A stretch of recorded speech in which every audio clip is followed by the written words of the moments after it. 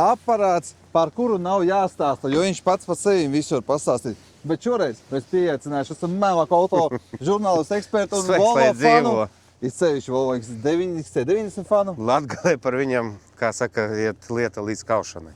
Jā, krīt un ceļā. Saka, šī mēmākā precīzi 2004. gada. 4. gads, jā. Un cena. Un cena būs par nesarūsējuši diezgan labu Volvo 3000 eiro, 2995 eiro. Tā kā, kas meklē sev mēmāku aparātu, XC90, 7 sēdvietas. Jā, 7 sēdvietas. 7 sēdvietas. Paskat, kāds kabinetiņš interesants. 7 vietas. Taču 7 vietas. Jābūt. Aptais vaļā.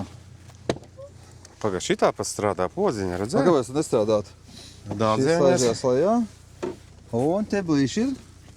Ir. Tie blīši. Apsveicam jauno pircēju. 7 sēdvietas.